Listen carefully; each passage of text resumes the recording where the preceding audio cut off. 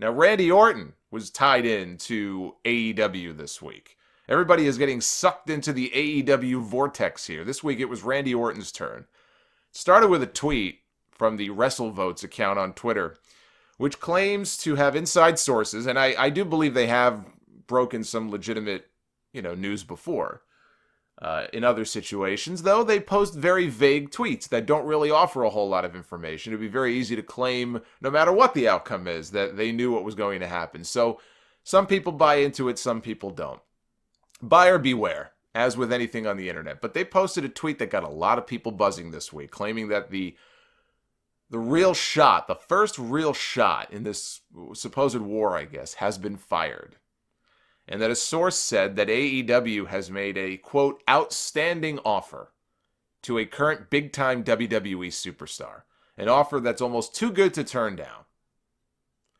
Now, they wouldn't reveal who the name was, for fear of exposing their sources.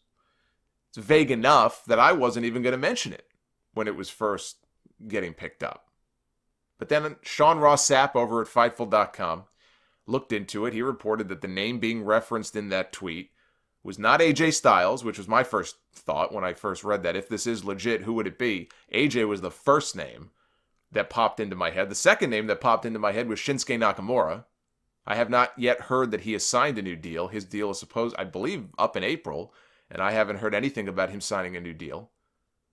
Turned out to not be either one of those guys. The name was Randy Orton.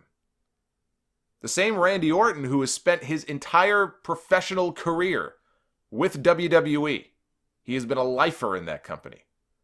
Now, Fightful clarified that they were told Orton was not offered a contract, only, because he's under contract right now to WWE.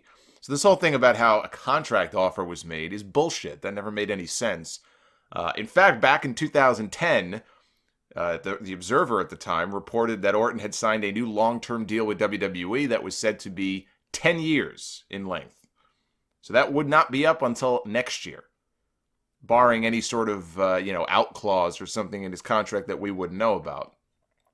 They said, though, the Fightful report said that he was not offered a contract, only that he has openly stated, I guess behind the scenes, his willingness to talk to AEW if they were interested. He would be open to talking with them and open to the idea possibly of going there. But that's like me saying, I'd be open to being in a committed relationship with Katrina from Lucha Underground. Yeah, no shit, I would be. But that doesn't mean it's actually going to happen, right? So you got to pay attention to words here. Although, if they ever do reach a deal with Orton, I sure hope it's not a handshake agreement. That's all I can say about that. But Fightful also spoke to a source of theirs at AEW. They said to Fightful, look, we're not interested in tampering. Our recruitment is more targeted to fresh, young talent, independent talent. They claimed, if anything, this was probably a story that was planted by somebody to gain leverage in some kind of contract negotiation. And this is something that I think is important for people to understand about these stories.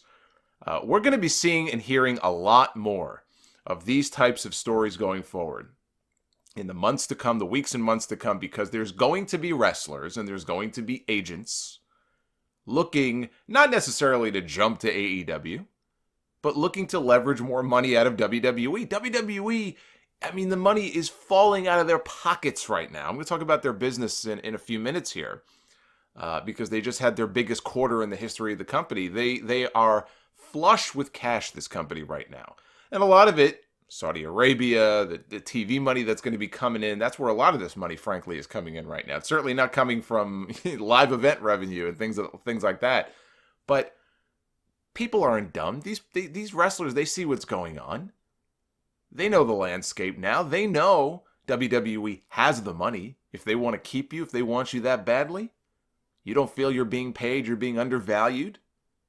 So you're going to start hearing more stories. So-and-so is upset. So-and-so might leave. So-and-so might be in negotiations with AEW. But it's all bullshit. It's all just a way for a lot of these people to get more money out of WWE, to get what they think that they are worth. And I think that's where the Orton stuff is coming from. I really think that that's what this is ultimately all about. I don't think there's anything more to it. And look, it's smart. But these stories are not going to go away. This week alone, we heard stories about Randy Orton, The Undertaker, and the Usos. all possibly being interested. Yeah, The Undertaker going to All Elite Wrestling. I mean, give me a fucking break. You know what I mean? Like, I hear AEW also might be interested in digging up the corpse of Andre the Giant. That's what my sources are telling me that. I can't reveal them, of course, because I don't want to get them in trouble. But I hear they're interested in Andre's corpse, which would really piss off Vince McMahon. I mean, he might even have to change the name of the WrestleMania Battle Royal out of spite. PW Insider did say that the Usos deals are up in April. And they are negotiating right now with WWE. A lot more than Randy Orton. I think that there's a very good chance that they could leave and go somewhere else. I don't know exactly where their mind is at right now, if it's more a matter of, money, if they're just unhappy. Because the thing about the Usos is that they've done everything they could possibly do in WWE. They're multiple-time tag team champions, wrestling the same 2 or 3 teams over and over and over and over again. Now they're going to have a shakeup in a few months. I could see them going from SmackDown to Raw. Is that going to make things any better? Okay, let's say you get the Usos away from the New Day and you get the Usos away from the Bar. Look at the tag team division on Monday Night Raw. If I'm the Usos, I'm heading for the hills. Either that or I'm saying put me in NXT. That would probably be better than Raw at this point. Maybe not for their checkbook or their checking account, but you look at what they've done and everybody they've worked with, and you say to yourself, you know what?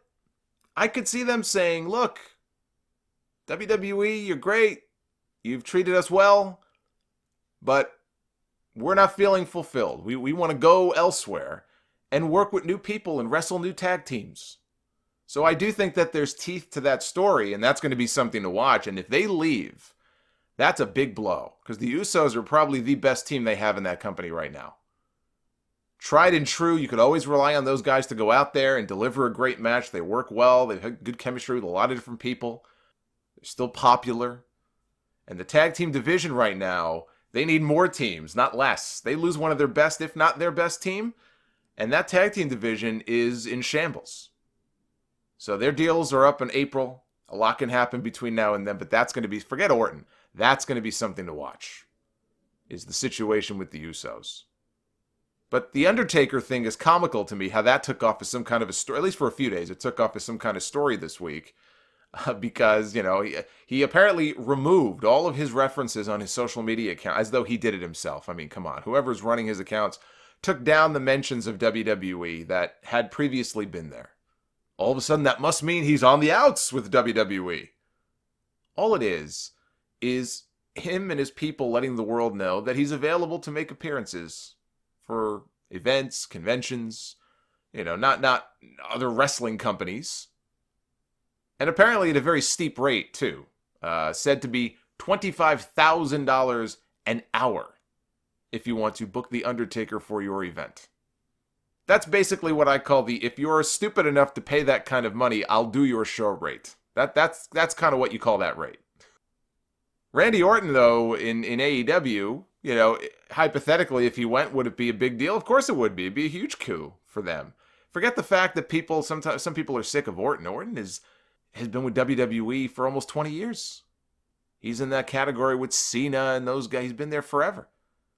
If a guy like him were to ever leave, you don't think that would be a big deal? You don't think what it would represent would be a big deal? Of course it would. He's still tight with Cody. Going back to their legacy days, I'm sure they'd love to work together again. Orton is at a stage of his career where he doesn't work a full-time schedule anymore, like he used to. Clearly, his family, his kids are very important to him. You see all the videos and photos of them he posts on Twitter and Instagram. He's done all there is to do, like the Usos. He's done all there is to do in WWE. Every championship that you could have, WrestleMania main event, Royal Rumbles, the guy has done it all. He's a guy who I think, frankly, could benefit from something like this if he was serious about it. New surroundings, new people to work with. But no, there was no contract offered to Randy Orton. And remember, I would be open to hearing them out is very different than I'm leaving WWE.